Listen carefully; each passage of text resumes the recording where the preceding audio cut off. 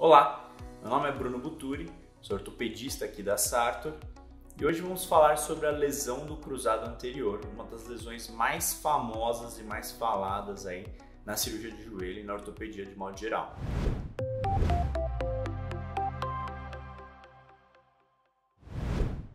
Primeiro a gente precisa entender o que é o cruzado anterior. O cruzado anterior é um ligamento, que é uma faixa fibrosa que liga uma parte do fêmur a uma parte da tíbia.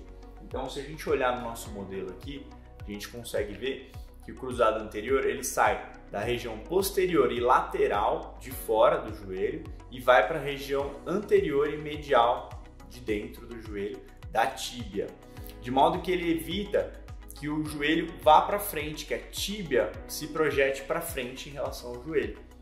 Ou seja, ele é um dos ligamentos que mais dá estabilidade ao joelho. E como que a gente pode romper o cruzado anterior?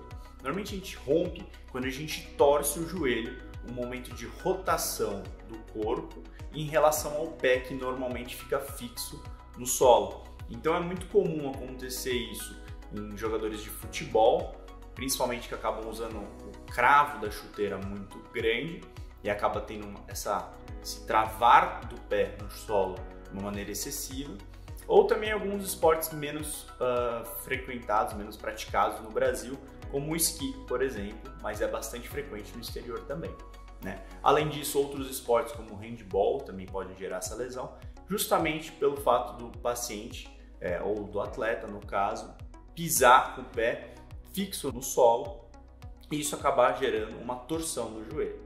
O que o paciente sente quando ele tem um cruzado rompido? No momento da lesão é muito frequente os atletas referirem um estalo. Alguns voltam à atividade esportiva no mesmo dia, termina o jogo, mas a maioria fica com o joelho bastante inchado, de modo que ele sai do jogo, pede para ser substituído, né, e encerra a sua prática no dia ali devido à dor, ao desconforto, ao inchaço do joelho. Então, normalmente eles sentem estalo, dor e inchaço. Tá?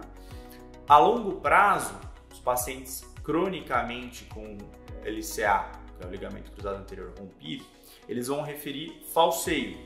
O que é isso? É uma sensação de instabilidade do joelho, principalmente ao fazer exercícios ou mudanças de direções bruscas. Então, você está andando em linha reta, de repente quer mudar de direção e aí você sente o joelho instável. Ou então você vai descer uma escada e no final da escada você já vai mudar de direção, sente o joelho instável. Vai praticar alguma atividade física, vai jogar futebol, vai praticar um handball, um basquete e sente essa instabilidade. É muito comum eles referirem o falseio, né? Então, nos casos mais crônicos, o falseio é o que predomina. Além disso, muitas vezes é associado à lesão do ligamento cruzado uma lesão meniscal. O menisco é uma estrutura fibrosa que funciona como se fosse um coxim. É essa estrutura em azul que a gente pode ver anterior ou de uma maneira posterior também vemos ele.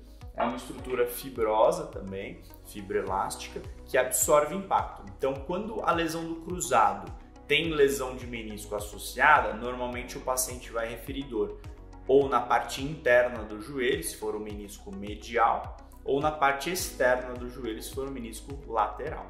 Como que a gente faz o diagnóstico da lesão do cruzado?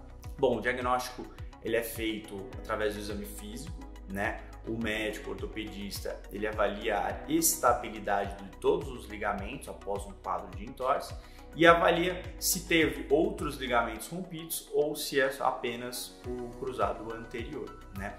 Para complementar a investigação, pedimos normalmente uma ressonância magnética, no qual a gente consegue ver as fibras do ligamento rompido, né? E se há ou não lesões associadas, tanto de cartilagem como de menisco, que a gente acabou de falar. Muito bem. Como que é feito o tratamento desse paciente? Todo mundo precisa operar? Só algumas pessoas precisam operar? Quem que precisa operar de fato? Que essa cirurgia é bastante falada e quem que de fato precisa? Bom, reconstruir o ligamento significa tirar o ligamento que está rompido, obter tendões, enxertos do próprio paciente, muitas vezes, para que ele fique no local do ligamento rompido.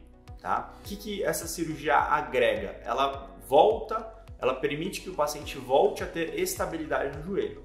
Logo, então, pacientes que são atletas amadores ou profissionais, atletas que são bastante funcionais, gostam de fazer as suas atividades físicas regularmente, e principalmente atletas mais jovens, pessoas mais jovens, esses pacientes com certeza precisam da cirurgia, porque a gente sabe que um joelho instável a longo prazo vai ter maior chance de uma osteoartrite, um desgaste prematuro da articulação. Então esses pacientes são os mais candidatos à cirurgia.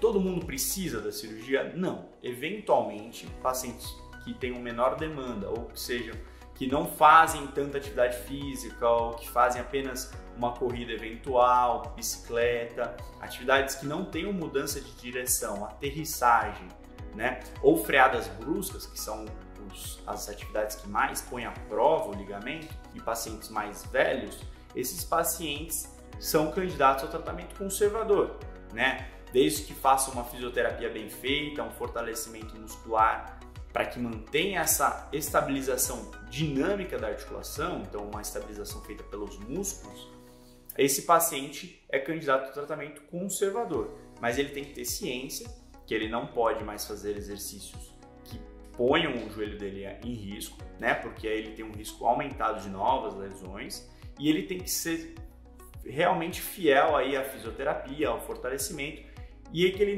não seja sintomático. Não pode também ser um paciente que fala, olha, estou fazendo, não quero operar, mas sempre sai o joelho do lugar. Isso não é bom para a articulação dele a longo prazo, tá? Voltando aos pacientes, então, que são mais ativos, pacientes mais jovens, que teriam benefício da cirurgia, como que é feita a cirurgia, né? A cirurgia ela é feita de uma maneira artroscópica, ou seja, pequenas incisões na região anterior do joelho, tanto nessa região anteromedial quanto na região anterolateral, pequenas incisões, mais ou menos 1 centímetro.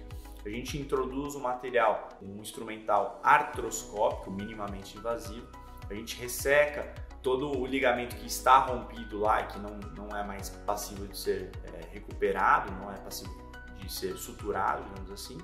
A gente tira isso, localiza os locais no qual a gente vai fazer o túnel, e a gente precisa fazer um túnel tanto no fêmur quanto na tíbia, de modo que após a gente obter esses túneis de maneira artroscópica, a gente passa o enxerto de um tendão por esses túneis e prende eles com um parafuso que a gente chama de parafuso de interferência. Então o enxerto fica preso, interferido entre o osso do fêmur e da tíbia, né? E o parafuso, de modo que você tem uma corda ali substituindo o ligamento que anteriormente foi rompido. Existem diversas maneiras de fazer essa cirurgia, inclusive de obter esse enxerto. O mais utilizado são enxertos que a gente chama de flexores, são enxertos que ficam na região posterior do joelho. A gente tira através de uma pequena incisão na região medial aqui da tíbia, na parte interna. A gente tira esses enxertos da coxa, né? E eles são 2 enxertos que a gente dobra de modo que forma uma fita quádrupla, 4 fitas, né, que vão fazer aí a função do ligamento. E existem outros tipos de enxerto. O segundo mais utilizado aqui no Brasil é o enxerto do tendão patelar. A gente tira uma fita desse próprio tendão aqui na região da frente do joelho. É uma opção também, um enxerto de bastante qualidade. No entanto, a incisão acaba sendo um pouquinho maior nesse caso. Mas ainda assim é uma opção bastante utilizada, principalmente para atletas, pacientes mais jovens, a gente acaba optando pelo tendão patelar. Enfim, tem diversas técnicas, diversos enxertos, e tudo isso tem que ser conversado, né? A gente gosta de um tratamento individualizado, então após uma conversa extensa, para eu conhecer vocês, conhecer o paciente que tem essa lesão, a gente opta pelo tratamento conservador, tratamento cirúrgico, e uma vez escolhido o tratamento cirúrgico, a gente escolhe a melhor técnica cirúrgica que mais faz sentido para o paciente. Todas elas têm vantagens e desvantagens, mas o mais importante é o tratamento ser bastante individualizado para o melhor segmento do paciente. E é isso. Se você gostou desse vídeo, dê um like, compartilhe com seus amigos e se inscreva no nosso canal. Vai ser um prazer acompanhar vocês.